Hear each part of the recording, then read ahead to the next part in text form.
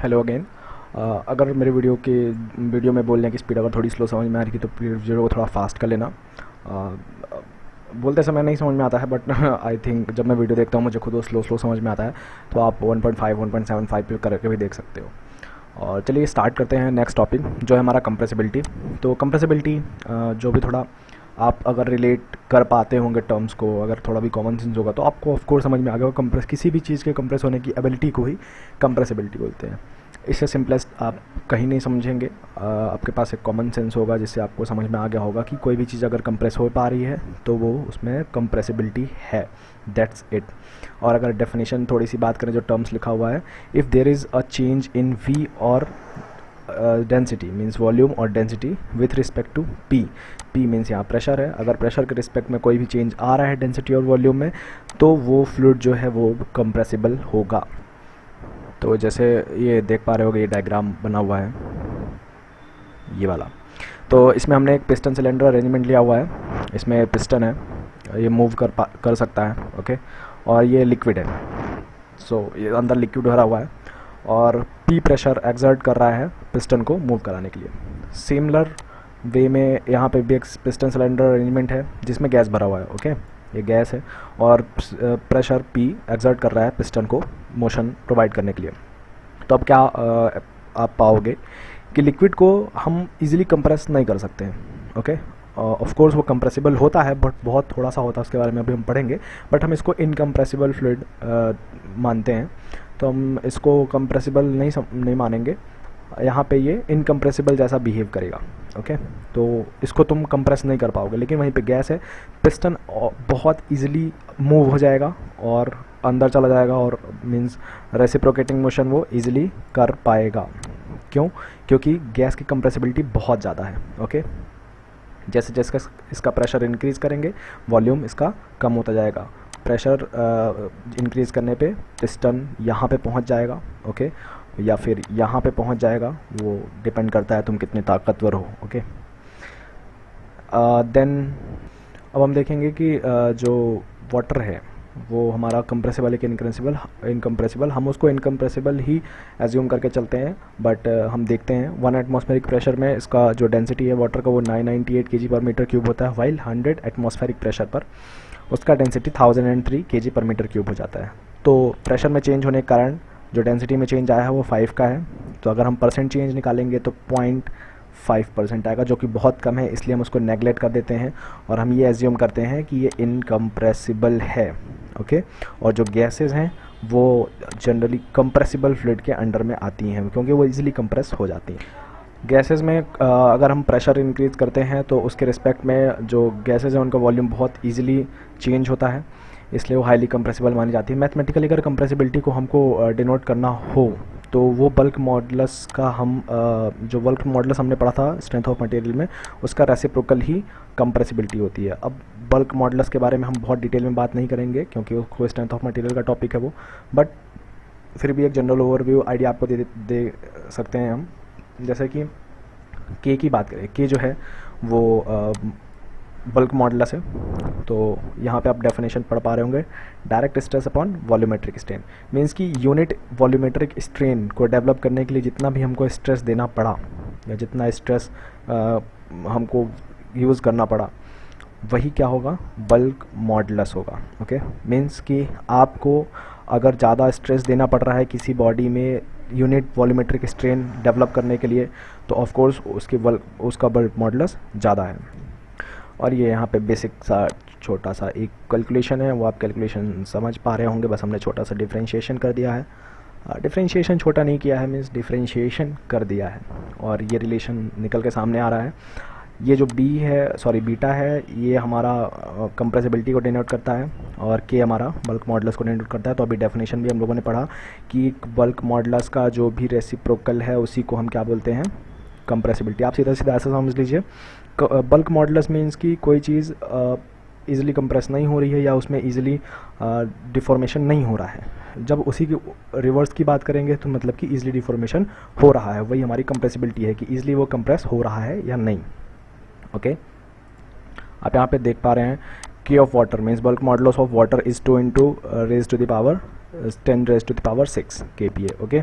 और वहीं पे एयर का अगर बल्क मॉडुलस की बात करें तो 100 kPa है। बल्क मॉडुलस वाटर का ज़्यादा है तो ये डिनोमिनेटर की वैल्यू ज़्यादा हो जाएगी, मीन्स की कंप्रेसिबिलिटी कम हो जाएगी। कंप्रेसिबिलिटी कम होने का मतलब है वाटर को ईजिली कंप्रेस नहीं किया जा सकता है, वेराज एयर जो है वो इजीली कंप्रेसिबल होगी, क्योंकि कंपेरेटिवली टू वाटर उसका बल्क मॉडुलस कम होता है। बल्क मॉडुलस कम होने के कारण डिनोमिनेटर में छोटी वैल्यू आएगी और बल्क मॉडुलस की वैल्यू कंप्रेसिबिलिटी की वैल्यू इंक्रीज हो जाएगी। एक छोटा सा कॉन्सेप्ट यहाँ पे छुपा हुआ है, देखेंगे हम। आइसोथर्मल बल्क मॉडुलस और एडियाबैटिक बल्क मॉडुलस को हम डिफ्रेंशिएट करने की कोशिश करेंगे। जैसे अगर हम एक आइडियल गैस की कंडीशन ले तो P V equal to mRT, आप सब जानते ही होंगे। तो अगर इसमें टी कांस्टेंट है, मीन्स आइसोथर्मल का केस है, टी कांस्टेंट है, तो हमारा ये इक्वेशन सामने आ जाएगा, ओके। देन अगर हम उसको आगे फर्दर डिराइव करते हैं तो हमारा K T is equals to P आ जाएगा। ये डेरिवेशन आप समझ पा रहे होंगे। सिमिलर हम एडियाबैटिक के लिए इस फर्दर को डिराइव करेंगे इक्वेशन को, ओके। तो हमारा जो फाइनल रिजल्ट आएगा वो K adiabatic is equals to gamma into P आएगा, और यहाँ पे K T is equals to P आएगा। देन यहाँ पे हम क्या देख पा रहे हैं कि जो गामा की वैल्यू होती है वो आइडियल गैस के लिए हमेशा 1 से ग्रेटर होती है, समथिंग 1.4 होती है, ओके। पर 1 से अक्सर ग्रेटर ही होती है हर केस में। तो हम क्या देख सकते हैं यहाँ से, क्या कंक्लूजन निकाल सकते हैं, that K A will be always greater to K T, okay. Means की bulk modulus during adiabatic process, okay, is always greater than bulk modulus during isothermal process. तो इससे हम क्या कंक्लूजन निकाल सकते हैं कि अगर के ए बड़ा है, ओके, मीन्स बल्क मॉडुलस बड़ा है, और इसको डिनोमिनेटर में रखेंगे तो हमारा जो बीटा है उसकी वैल्यू आपको यहाँ से समझ में आ रही होगी। अगर हमारा के ए बड़ा है के टी से, ओके, तो बीटा की वैल्यू क्या आएगी, कम आएगी। किसके कंपैरिजन में, के टी के कंपैरिजन में। तो इससे सीधे कंक्लूजन ये निकल सकता है that compressing gas adiabatically is more difficult than compressing a gas isothermally. Means कि अगर आप किसी गैस को एडियाबैटिकली कंप्रेस करेंगे तो वो आपको ज़्यादा डिफिकल्ट होगा, ओके, कंपैरेटिवली टू अगर उसको आप आइसोथर्मली कंप्रेस करने की कोशिश करते हैं तो, ओके। और इसका रीज़न ये है कि जब आप टेम्परेचर, ये यहाँ पे लिखा हुआ है, because while the adiabatic compression due to increase in temperature the randomness of molecule increases and hence it provide resistant to compression. Means कि जब आप लगातार टेम्परेचर इंक्रीज कर रहे होते हैं सिस्टम का, तो जो मॉलिक्यूल्स हैं उनमें रैंडमनेस ज़्यादा हो जाती है, जिस कारण वो कंप्रेशन का अपोज करते हैं। और प्रेशर का जो रीज़न है वो ये है कि जब प्रेशर आप इंक्रीज़ करते हैं तो जो मॉलिक्यूल है, ओके, वो ज़्यादा पास आ जाएंगे, जो कि रेसिस्टेंस प्रोवाइड करेंगे कंप्रेशन के लिए। तो अगर आप प्रेशर इंक्रीज़ करते हैं, अगर आप टेम्परेचर इंक्रीज़ करते हैं तो ऑफ कोर्स बहुत प्रॉब्लम होने वाली है आपको गैस को कंप्रेस करने के लिए। इसलिए हम एडियाबैटिकली ना करके आइसोथर्मली करेंगे तो हमको कम एफर्ट लगाना पड़ेगा। अब हमारी जो नेक्स्ट प्रॉपर्टी है वो है विस्कोसिटी, जो बहुत इंपॉर्टेंट प्रॉपर्टी है। गेट में क्वेश्चन मोस्टली इसी टॉपिक से पूछे जाते हैं, तो ये प्रॉपर्टी आपको बहुत अच्छे से समझ में आनी चाहिए। तो विस्कोसिटी यार मैं अपनी लैंग्वेज में सिंपलेस्ट टर्म में तुमको डिफाइन करूँ कि अगर कोई फ्लूइड फ्लो हो रहा है तो उसकी जो ऊपर वाली या नीचे वाली लेयर है, वो ऊपर वाली लेयर को एक रेसिस्टेंस प्रोवाइड करती है, ओके। तो एडजेसेंट लेयर एक दूसरे को रेसिस्टेंस प्रोवाइड करती है, बस वही विस्कोसिटी है। ये ग्राफ से आपको कुछ याद आ रहा होगा, अभी लास्ट लेक्चर में हम लोगों ने ये प्रोफाइल देखी थी, तो ये मैं आपको अब यहाँ पे अच्छे से एक्सप्लेन करूँगा। जो y है वो लेयर की डिस्टेंस है, ये इस सरफेस से, बाउंड्री सरफेस है जहाँ पे नो स्लिप की कंडीशन अचीव होती है। आपको लास्ट वीडियो में मैंने बताया था, अगर आपने नहीं देखा तो प्लीज़ एक बार ज़रूर देखिए। और ये जो प्रोफाइल है हम ड्रॉ करते हैं कि कुछ डिस्टेंस के लिए जैसे हमने ये जो सेक्शन है इसको उठाया और इसको एनालाइज के लिए हम लेके गए, ओके। अब यहाँ पर चीज़ें थोड़ी कॉम्प्लिकेटेड होंगी तो इसलिए ज़्यादा ध्यान देने की ज़रूरत है, समझने का कोशिश करिएगा। u वेलोसिटी से कोई एक लेयर जा रही है, ओके। ये लेयर u, इसकी वेलोसिटी u है। ऑफ कोर्स इसके ऊपर वाली लेयर की कुछ वेलोसिटी u प्लस डी होगी, क्योंकि उससे ज़्यादा होगी। सो इस पॉइंट तक इसने इतने डिस्टेंस कवर की u dt, ओके। तो यहाँ तक अगर ऊपर लेयर की बात करें तो इसने कुछ extra distance du dt cover की होगी, ओके। इतना तो कॉमन सेंस आपको समझ में आ गया होगा। और अगर हम एक यहाँ से लाइन ड्रॉ करते हैं और इसके बीच का एंगल हम देखते हैं तो उसको हम एज्यूम करते हैं डी थीटा एंगल क्रिएट कर रहा है, मीन्स कि ये जो एंगल है वो डी थीटा है। ओके, तो अब हम अगर टेन थीटा यहाँ से निकालते हैं, tan d theta is equals to d u d t by D y, ठीक है, परपेंडिकुलर अपॉन बेस, ठीक है। तो इसका जो परपेंडिकुलर की अगर हम बात करें तो ये हो गया D u d t by ये जो आपका डी वाई हो गया। डी वाई हमारी क्या है, इन दोनों लेयर के बीच में जो भी डिस्टेंस है वो हमारी डी वाई हो गई। ओके, हम देखेंगे यहाँ पे टेन थीटा बहुत स्मॉल होता है, इसलिए हम इसको टेन डी थीटा को डी थीटा भी लिख सकते हैं, ये आपने बेसिक मैथमेटिक्स में पढ़ा होगा। देन अगर हम इसको यहाँ से फर्दर सॉल्व करते हैं तो हमारे पास ये कंडीशन आती है d theta by D t is equals to d you by D Y.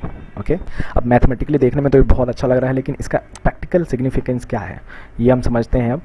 तो प्रैक्टिकल सिग्निफिकेंस की बात करें तो ये देखिए d theta by D t means with respect to time, with respect to t, अगर हमारा जो थीटा में वेरिएशन हो रहा है, ये थीटा में वेरिएशन हो रहा है, वही हमारा क्या होता है, rate of deformation. Okay, similarly d u y d y means with respect to y, जैसे जैसे हम ऊपर जाते हैं, मीन्स कि ज़ीरो से स्टार्ट करते हैं, जैसे जैसे हमारी ऊपर क्लियर आती जाती है तो जो हमारी वेलोसिटी में चेंज आता है, डी यू जो है वो हमारी वेलोसिटी थी लेयर की। ओके, तो जो हमारा वेलोसिटी में चेंज आता है वही हमारा वेलोसिटी ग्रेडियंट कहलाता है, d you by D y. ये टर्म बहुत इंपॉर्टेंट है, हमेशा याद रखिएगा। जैसे हमने सॉलिड्स के लिए पढ़ा है that stress is directly proportional to strain, उसी तरह अगर हम फ्लूइड के लिए बात करें तो इस शेयर स्ट्रेस जो होगी वो डायरेक्टली प्रोपोर्शनल होगी रेट ऑफ शेयर स्ट्रेन के या फिर रेट ऑफ डिफॉर्मेशन के। तो इसको अगर हम मैथमेटिकली लिखेंगे, ओके, तो ये कुछ ऐसा आएगा, ये शेयर स्ट्रेस का सिंबल है proportional to D theta by D T. तो अभी हमने देखा यहाँ पे कि हम D theta by D T को D you by D Y के साथ रिप्लेस कर सकते हैं, क्योंकि हमने इस रिलेशन में निकाला है कि दोनों सेम है। और ये रिलेशन कहाँ से आई, वो इस प्रोफाइल से आई है। हमने सारी चीज़ें मैथमेटिकली की हैं, कुछ भी गलत नहीं किया है, ठीक है। तो और ऑफ कोर्स गलती क्या होती है, हम कभी d y upon d u कर देते हैं। ओके, तो ये चीज़ें ध्यान देनी है। अगर आप ये इस डेरिवेशन को समझोगे तो कभी ऐसी गलती नहीं होगी, बट अगर सिर्फ याद करोगे या किसी तरह याद रखने की कोशिश करोगे तो ऑफ कोर्स ये गलतियाँ होंगी। तो यहाँ पे जब हम जैसे ही प्रोपोर्शनलिटी का साइन हटाते हैं तो कांस्टेंट वैल्यू आएगी म्यू। तो ये म्यू यहाँ पे क्या है, यही हमारी विस्कोसिटी है, या फिर इसको डायनेमिक विस्कोसिटी भी बोलते हैं या फिर कोफिशिएंट ऑफ विस्कोसिटी भी बोलते हैं। ये ज़रूर याद रखना, डायनेमिक विस्कोसिटी का सिंबल ये होता है, क्योंकि आगे जो कुछ टॉपिक है उसमें बहुत कन्फ्यूज़न होते हैं लोगों को।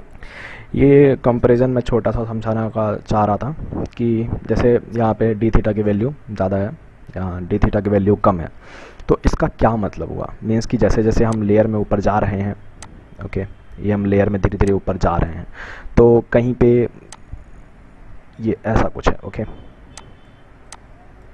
कहीं पे थीटा कम है, कहीं पे थीटा ज़्यादा है। इसका मतलब क्या हुआ, इसका मतलब क्या हुआ, तो अगर D theta by D T ज़्यादा है, ओके, मीन्स कि जैसे जैसे टी की वेरिएशन के साथ हमारा डी थीटा ज़्यादा होता जा रहा है, तो म्यू की हमारी वैल्यू हमेशा लेस होगी। म्यू क्या है हमारा, ये अभी आपने देखा विस्कोसिटी हमारी लेस होगी। अगर विस्कोसिटी लेस है इसका मतलब क्या है, रेसिस्टेंस। अरे अभी हमने तो देखा कि विस्कोसिटी का मतलब होता है रेसिस्टेंस, कि जो दो लेयर आपस में एक दूसरे को रेसिस्ट करती हैं फ्लो ना होने के लिए, वही तो हमारा विस्कोसिटी है। तो अगर विस्कोसिटी कम है तो मतलब रेसिस्टेंस कम है, मतलब फ्लो ईजी होगा, सिंपल से बात है। लेकिन वहीं पर अगर हमारा D theta by D T कम है, ओके, तो म्यू की वैल्यू हमारी ज़्यादा होने वाली है। मीन्स कि जैसे जैसे टी के वेरिएशन है, अगर थीटा कम वैल्यू शो कर रहा है, इसका मतलब ऑफ कोर्स उसमें ज़्यादा डिफॉर्मेशन नहीं हो रहा है। ज़्यादा डिफॉर्मेशन नहीं हो रहा है, क्यों नहीं हो रहा है, क्योंकि रेसिस्टेंस ज़्यादा है। और रेसिस्टेंस होने का मतलब कि वहाँ पे विस्कोसिटी ज़्यादा है, या फिर विस्कोसिटी ज़्यादा होने का मतलब कि रेसिस्टेंस प्रोवाइड होगा ही होगा। तो जब फ्लो में इतनी कॉम्प्लेक्सिटी आ ही गई है तो फ्लो का जो फ्लो है वो कभी ईजी नहीं होने वाला, वो हमेशा डिफ़िकल्ट होने वाला है। हाँ, इस नोट में सिर्फ एक ये पॉइंट बहुत इंपॉर्टेंट है, ये पॉइंट मैंने ऑलरेडी डिस्क्राइब किया हुआ है।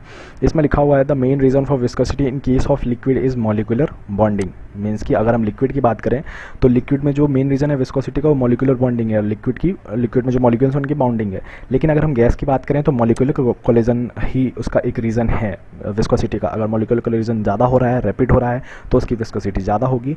बट इन केस अगर हम लिक्विड की बात करें तो उसमें मॉलिक्यूलर बॉन्डिंग अगर ज़्यादा स्ट्रांग है तो उसमें विस्कोसिटी ज़्यादा होने के चांसेस हैं। तो आई होप आज के लिए इतना काफ़ी है, वीडियो काफ़ी लंबा हो चुका है। मैं कोशिश कर रहा हूँ कि सिर्फ 13-14-15 मिनट के वीडियो बनाऊँ ताकि तुम लोग ज़्यादा बोर नहीं हो। तो इस वीडियो को यहीं पे ख़त्म करते हैं, मिलते हैं नेक्स्ट वीडियो में एक नए टॉपिक के साथ। अभी फ़िलहाल इसको कंप्लीट करना है। विस्कोसिटी बहुत इंपॉर्टेंट टॉपिक है और बहुत ज़्यादा वेटेज रखता है फ्लूइड मैकेनिक्स के फर्स्ट चैप्टर में से। ओके, थैंक यू, मिलते हैं नेक्स्ट वीडियो।